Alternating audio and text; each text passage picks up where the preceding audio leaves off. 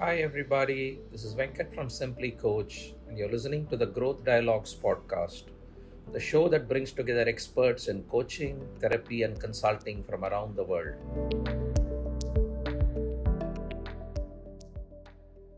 Hello and welcome to this edition of the Growth Dialogues. I'm very delighted to present today one of our most valuable subscribers, Marilda Wiegand from South Africa. Hi, Marilda. Thanks for joining us. Now, in my job, I get to meet many coaches around the world on a daily basis. Marilda is truly unique. She's a life coach. She's been in the tourism industry for 25 plus years, very successful, based out of South Africa, lives near a nature park in South Africa.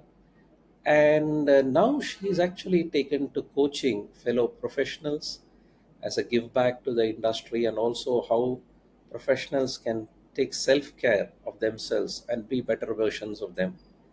Truly amazing, Marilda, that after being a successful professional, you've become a life coach and you're giving it back to your fellow professionals. So thank you for that and welcome again to the show. Thank you very much, Venkat. It's lovely to be here with you. So the obvious question, how did you become a coach? When did you decide to become a coach? Well, it's an interesting thing because I was a consultant within the tourism industry. I started in the tourism industry many years ago when I was a junior assistant receptionist, and I worked myself up through all the different guest houses and safari lodges and operations in the tourism industry. And then I Mhm. ended up being a tourism consultant just before COVID. And in COVID, of course, like many of us, my business became completely defunct, with people not even knowing whether they could support their staff, never mind wanting to train or work with their staff. And so in that time, we went through many crises trying to get guests out, and a huge, big traumatic event for us as a tourism industry. And I realized very quickly that I needed to make another change in my life very quickly. I also wanted to give back to my industry because we are, not necessarily, we don't necessarily take care of ourselves. We take care of other people and make their dreams come true, but very seldom do we take the time to look after ourselves. And so my journey with coaching became a professional journey about 4 years ago during COVID. And slowly but surely, I've been working towards life coaching and specifically tourism people and their teams to help them get their work life balance a little bit more organized, shall I say. So, as you started on this, was the word coach used before you in the industry, or is it something that you created for yourself? How did you go about carving a niche for yourself, which you have successfully done? It's such a good question because it's really been a little bit of a journey, especially these last 4 years. Coaching in South Africa is quite new and mainly focused on the business environment, executive coaching and business coaching. And so being a life coach is something that most people don't understand and have no concept of.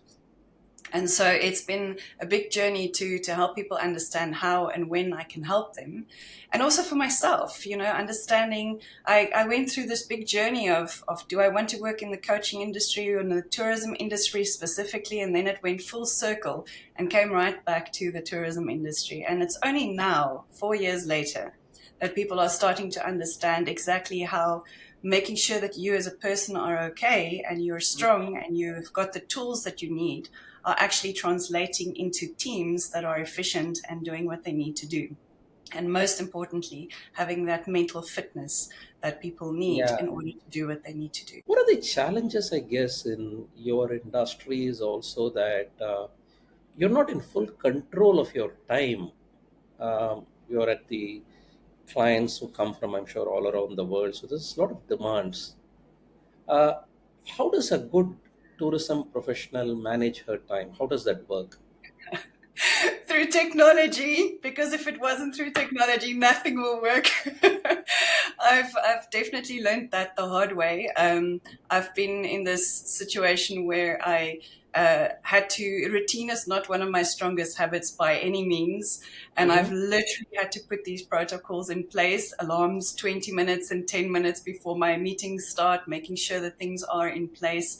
And so that has definitely been, over the last couple of years, one of my biggest challenges. Also, to Mm-hmm. make things easy for my clients, because what I find is that the normal 9 to 5 isn't something that is relevant in my industry. Yeah. So, guests would be going out on game drive at 5 o'clock in the morning. So you will have time at 6 o'clock to book a session.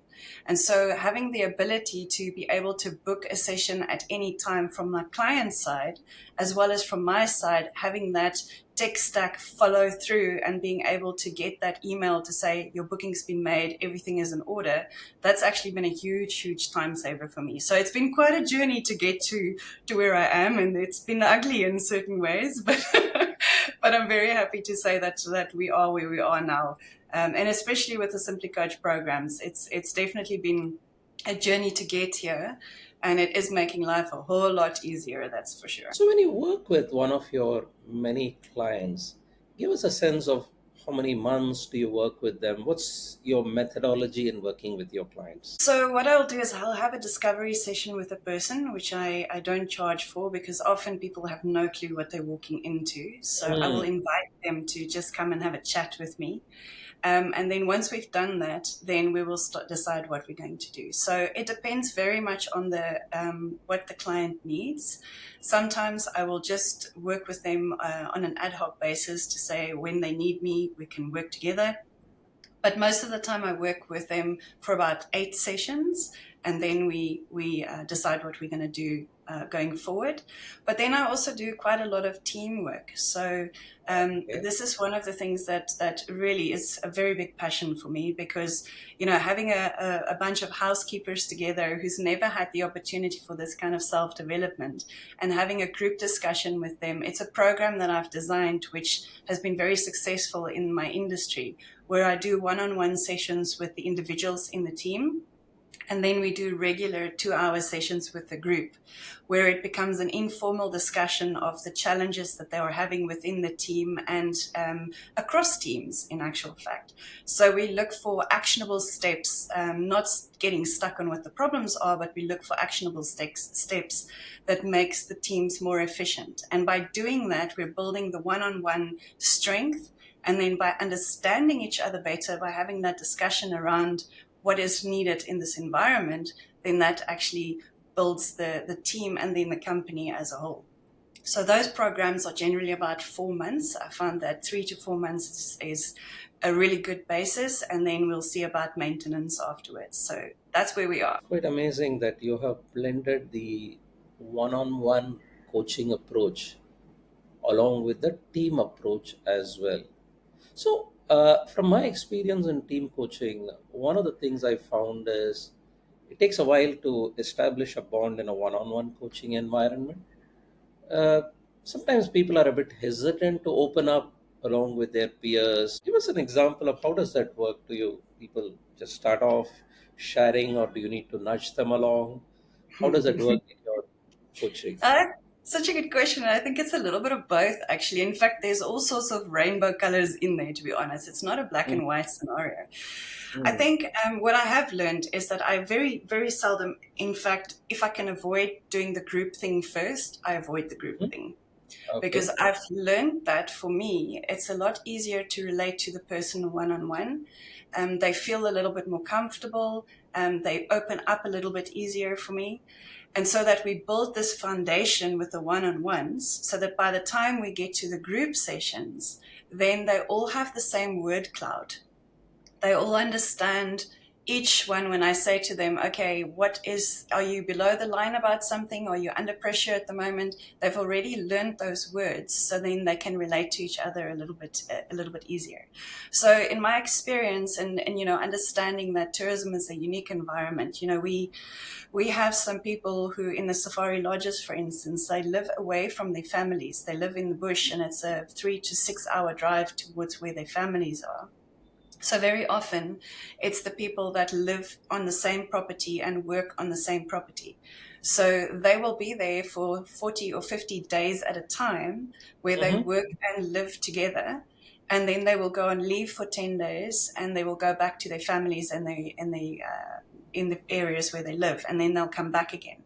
So it's an artificial environment which Mm-hmm. becomes a little bit more team focused because everybody's in the same environment. So allowing them that space to do the one-on-one sessions, to get whatever they need to get off their chest, and allowing them to understand the tools and implement their tools one-on-one, then integrates into the team. And I've just found that in my industry, it works a lot better. It's great. I think you got a nice blend of that one-on-one and group coaching. So one of the challenges that I've heard from life coaches around the world is, how do you show the benefits, the business benefits? Okay, you're going to work with me for 4 months. These are the benefits you will see. I guess in a corporate environment, there are some metrics you could have, Mm. growth, etc. So, in your sort of business, if a client comes and says, "Okay, Marilda, I'm going to spend time. What will I get at the end of 4 months?" How do you handle that first initial conversation with a potential client? Honestly, Venkat, that is the one thing that breaks my brain.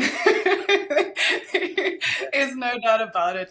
Because you've nailed it absolutely. You know, understanding that tourism is not a corporate environment. In Yeah. fact, South Africa specifically, more than 80% of our businesses are not are smaller than 50 people working for them. So they are Mm, small businesses. And many of them don't have the money or the infrastructure to pay for something like coaching. correct. So when they make that investment, it's a really good question of how do you actually help them to understand the value of it. And interestingly enough, you know, it's funny because for people who generally look at numbers and bottom lines, Mm, what starts to happen is the coaching budget starts competing with the training budget. And that is actually something that, especially in the smaller businesses, many places don't have that. So they have to save for that. But I've also found that by the time they get to me, they are so desperate and they are so frustrated that anything is better than nothing. And fortunately, in that side, tourism people are also very adventurous. And so the people that I've worked with, they've actually they've whether I've come to them or they've come to me, we've been able to have this conversation, and I've been very clear on them with their expectations because it's something that, you know, it isn't, as you say, it isn't something that you can put numbers and cents on.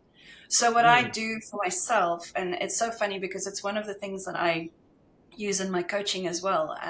You know, when you're in, for instance, the performing arts, at the end of the show, after all that you've done, there's a standing ovation, and the audience is, wow, that's fantastic, and your ticket sales have been sold, and you finish, you end up, and you know that you've done a good job because the audience was happy.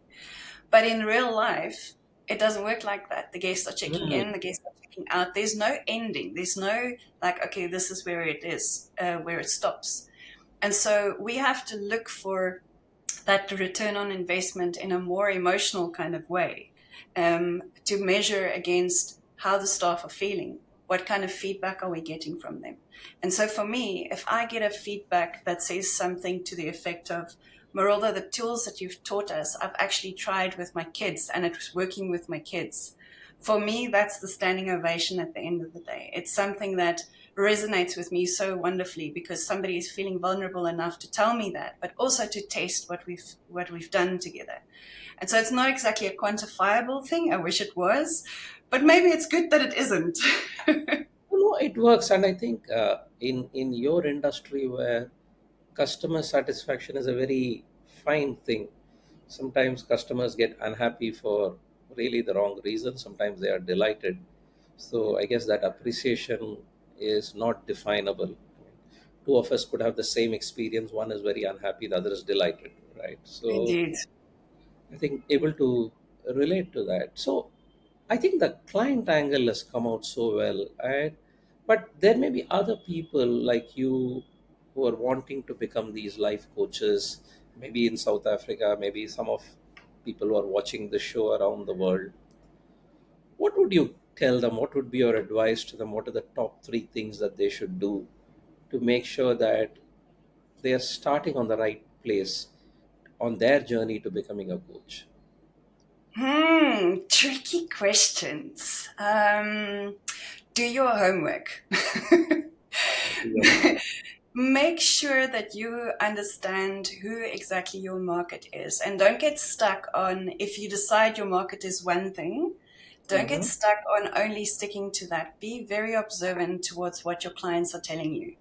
I've gone through a process where I thought my clients was some avatar, some specific client avatar.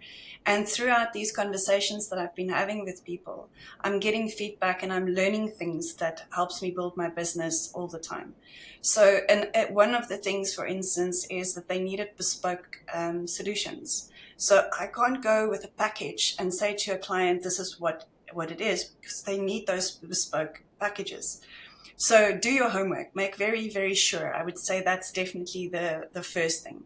The second thing is make sure your tech is in order, because if your tech isn't sorted, you're going to be in trouble and you're going to run into snags like bookings not coming through, or Mm. notes that are not being saved in the place where they need to be saved, or reports not being added to where they need to be added, or contracts not being done properly, and then you end up paying school fees because you've made a mistake on a contract.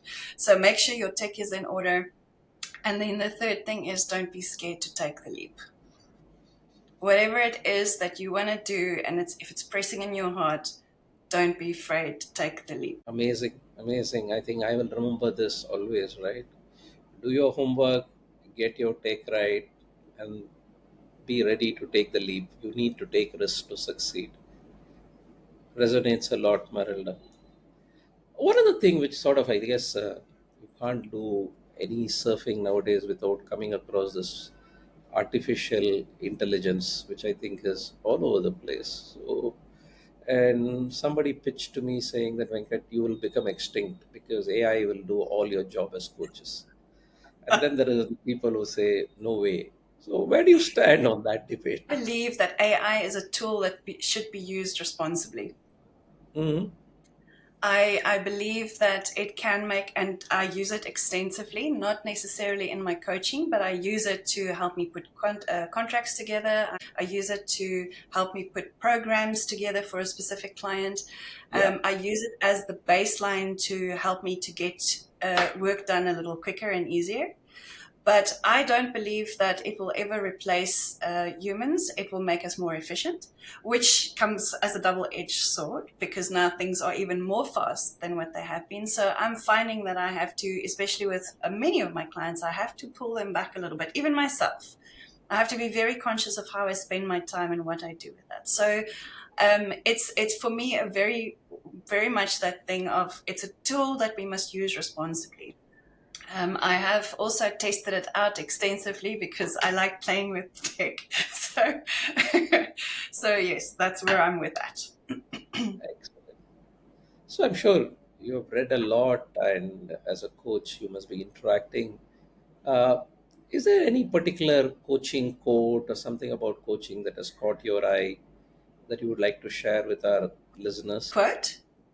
Yeah, any quote, any coaching quote, something which comes to mind? Um, One of the things that it's a Maya Angelou quote, and it says, "We do the best we can until we know better, and then we do better."